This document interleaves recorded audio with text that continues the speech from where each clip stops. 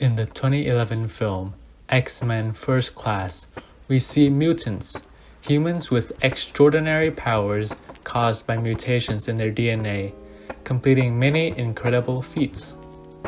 One of the feats we see is Banshee, one of the many mutants, breaking a glass window with the sound of his voice.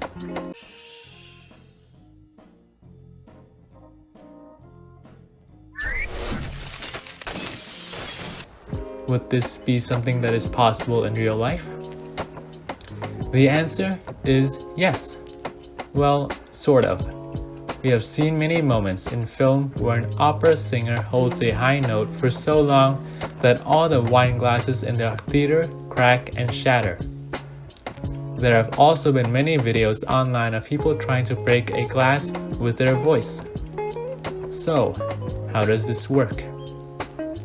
This trick uses something called resonance. Resonance, as we learned in class, is a phenomenon where a system's oscillation increases in amplitude when a periodic force applied to it has a frequency close to its natural or resonant frequency. A common example or analogy for resonance is a swing. When you are trying to get the swing to swing higher, you have to time it so that your leg's pumps matches with the oscillations of the swing. In other words, you are trying to match the force that you apply to it to the natural rhythm or frequency of the system with you and the swing. So, how would this apply to someone breaking glass with their voice? Every object has a natural frequency, the frequency at which they naturally shift back and forth, whether by a little or by a lot. A wine glass also has a natural frequency. It is the frequency which we hear when we lightly tap it or when we rub our fingers along its rim.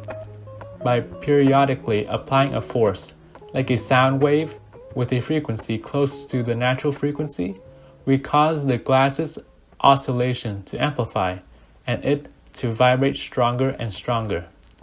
At some point, the glass will not be able to bend any further and will crack.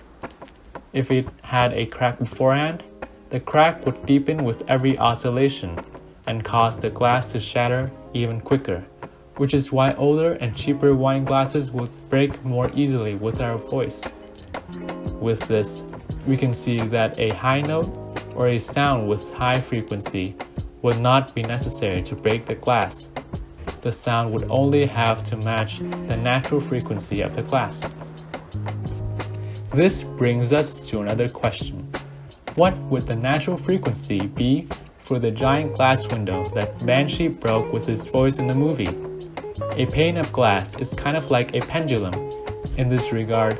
As the larger or longer the pane of glass is, the lower the natural frequency will be. And like a swing set, if you don't time your pumps at the right moment, and maybe even pump faster than what the swing is currently swinging at, or in other words, apply a force with a higher frequency than the natural frequency, then the swing would not move faster, and maybe even slow down. Similarly, applying a force with a higher frequency than the natural frequency would result in even less amplitude than applying a force with a lower frequency than the natural frequency.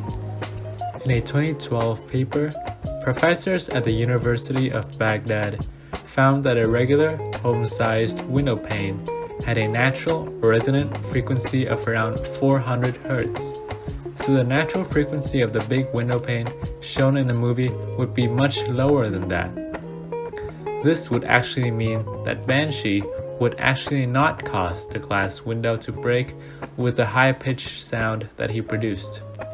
It would require a loud, low-frequency sound, which he might also be able to produce due to his superhuman abilities.